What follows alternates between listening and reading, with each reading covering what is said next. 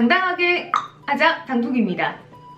네, 여러분 안녕하세요. 네, 유튜브에서는 처음으로 인사를 드리게 되었습니다. 앞으로 이 공간 안에서 제가 오프라인 교육으로만 우리 교육생들과 소통을 해왔었는데 이 공간 안에서 더욱더 다양한 분들과 소통을 하면서 제가 가진 지식들을 좀 서로 나누며 공유하는 공간으로 만들어 보고자 합니다. 아무쪼록 많은 분들에게 도움이 되었으면 좋겠습니다. 네, 자, 오늘 첫 번째로 얘기를 나눠볼 주제는요, 여러분들이 가장 실질적으로 도움이 많이 될 만한 주제가 뭐가 있을까 고민을 하다가 면접 스피치부터 해야겠다라고 생각을 했습니다. 그래서 면접 스피치 영역 중에서도 경험 사례를 물어보는 질문에 어떤 답변을 해야 되는지 이 부분을 점검을 해보고자 합니다. 여러분, 면접에서 이런 질문 받았을 때 되게 당황스러운 적 있지 않으셨나요? 당신은 살면서 가장 큰 열정을 발휘해 본 적이 언제입니까? 네, 열정을 발휘해 본 것 같기도 하고 발휘한 적이 없는 것 같기도 하고, 그래서 당황스러우셨을 텐데요. 자, 사실 이 경험 사례를 준비하는 건 면접을 준비할 때 가장 첫 번째로 해야 되는 준비 과정 중에 하나입니다. 기업에서 지원자를 보고 판단을 할 때는 결국 그 직무에 이 사람이 들어갔을 때 얼마만큼의 효율을 낼 수 있는 사람인가, 이 직무를 잘 수행해낼 수 있는 능력을 갖춘 사람인가를 보고 있는 과정이기 때문에 여러분들께서는 반드시 자신의 역량 키워드와 경험 사례를 매칭시켜서 준비하는 것이 매우 중요한데요. 그렇다면 나의 이 경험 사례 답변을 준비할 때 어떤 답변 구조를 가져야 되는지 한번 살펴보도록 하겠습니다. 경험 사례 질문에서는 크게 5단계의 구조를 따라가는 것이 좋습니다. 이 5단계 구조는 다음과 같은데요. 두갈, 상황, 대처, 결과, 느낀 점, 순입니다. 두갈식이 뭐냐라고 물어보실 것 같아요. 두갈식은 내가 가진 경험 사례의 제목 플러스 면접관이 말한 역량 키워드를 같이 넣어준 한 개의 문장을 얘기하는 것입니다. 예를 들면 면접관이 가장 열정을 발휘한 경험이 있습니까? 라고 물어봤을 때 역량 키워드는 무엇이죠? 열정. 자, 그러면 내가 이 답변에 학술제 준비를 했던 경험을 얘기하고 싶다고 쳐요. 그러면 여기에서 경험 사례 제목은 뭐죠?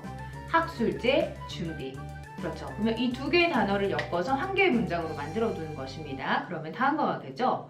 네, 저는 학술제 준비를 하며 열정을 발휘한 경험이 있습니다. 이게 일단 첫 문장으로 앞에 먼저 등장해 주는 것이 좋습니다. 그러면 면접관은 이 첫 문장을 딱 듣고 그 다음 내용이 요런 내용이 나오겠구나, 살짝의 유추가 가능하기 때문에 말의 전달력이 높아지는 효과가 있습니다. 그래서 두갈식으로 먼저 예를 쳐두고요. 그 다음에 상황에 대해서 설명을 해줘야 됩니다. 자, 근데 이때 상황을 너무 디테일하게 주구장창 길게 표현을 하면 면접관은 들릴까요? 안 들릴까요? 안 들립니다. 네, 그래서 이때 상황은 단 최대 2문장 이내에서 이슈됐던 내용만 표현될 수 있도록 아주 간략하게 준비하는 것이 필요합니다. 그리고 대처가 오히려 더 중요하죠. 그래서 대처는 최대 3-4문장까지 등장을 해도 전 문제가 되지 않는다라고 얘기 많이 하고 있어요. 근데 다만 대처를 표현할 때는 내가 했던 행동 중심으로 표현하는 것이 중요합니다. 팀 전체가 했던 내용보다는 내가 노력했던 부분을 우선적으로 강조해서 어필하는 것이 더 중요하다는 것이죠. 자, 그리고 다음 단계 결과 보겠습니다. 결과에서는 말을 할 때 정성적인 표현보다는 정량적인 표현을 하는 것이 훨씬 더 좋습니다. 쉽게 예를 들면 이런 거죠. 고객에게 칭찬을 받았습니다 라는 결과보다는 고객에게 5장 이상의 칭찬 카드를 받을 수 있었습니다 라고 표현하는 것이 훨씬 더 디테일하죠. 또 다른 예를 하나 들자면 교수님께 발표 후 칭찬을 받을 수 있었습니다. 이런 정성적인 표현보다는 A+라는 학점을 받고 교수님의 칭찬도 받을 수 있었습니다 라는 정량적인 표현이 훨씬 더 좋은 표현입니다. 그래서 결과를 이렇게 정량적인 표현으로 넣어주면 되고요. 마지막으로는 이러한 과정들을 통해서 내가 느꼈던 느낀 점을 한 문장으로 정리해서 얘기해준다면 아주 좋겠죠. 네, 그래서 다시 한번 정리해 볼게요. 경험 사례는 크게 5가지 단계로 갑니다. 두갈, 상황, 대처, 결과, 느낀 점.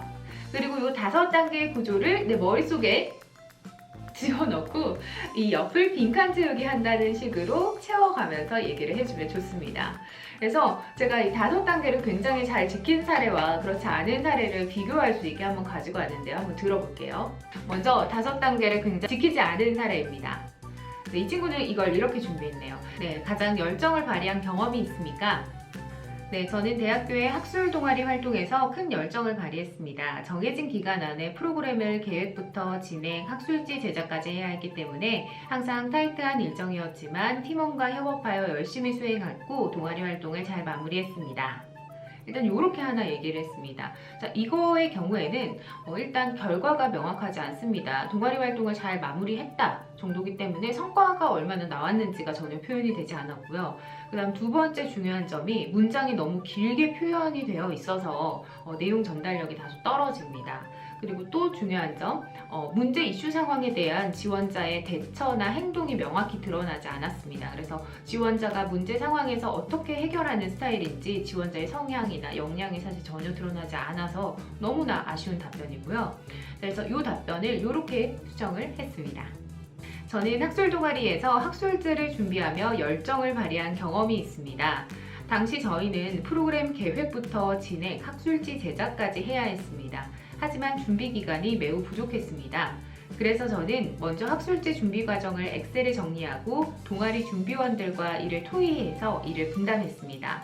또 부족한 부분은 서로 SNS 채팅방을 활용해서 꾸준히 정보를 주고받으며 준비했습니다. 그 결과 학술제가 성공적으로 진행될 수 있었고 전년보다 100여 명 이상의 인원이 방문하는 성과도 낼 수 있었습니다.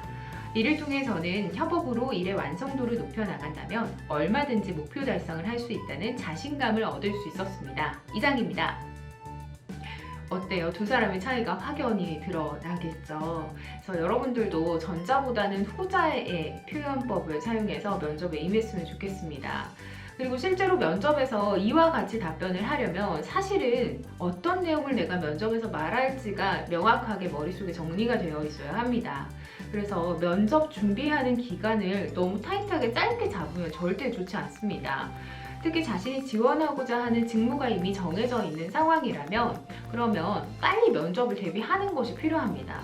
그리고 이렇게 면접 답변을 준비하는 과정 중에 자신이 어떤 역량이 있고 그 역량을 증명해낼 수 있는 증빙 사례가 어떤 게 있는 것인지 정리가 되기 때문에 결국에 이 소재가 어디에도 쓰일 수 있다? 자소서에도 똑같이 사용이 될 수 있습니다. 그렇기 때문에 면접을 준비하는, 이 취업을 준비하는 과정은 결코 이게 독립적으로 따로따로 뜯어져 있는 것이 아니기 때문에 이렇게 차근차근 대비를 해 나간다면 충분히 2020 취업 면접에서 좋은 성과를 내실 수 있을 겁니다. 네.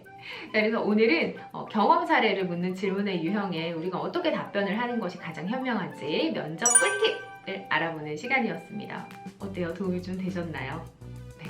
면접 스피치 꿀팁은 아직 끝나지 않았습니다. 앞으로도 다양한 꿀팁으로 여러분들에게 도움을 드리도록 하겠습니다. 내용이 좋으셨다면 좋아요와 구독 클릭해주세요. 감사합니다.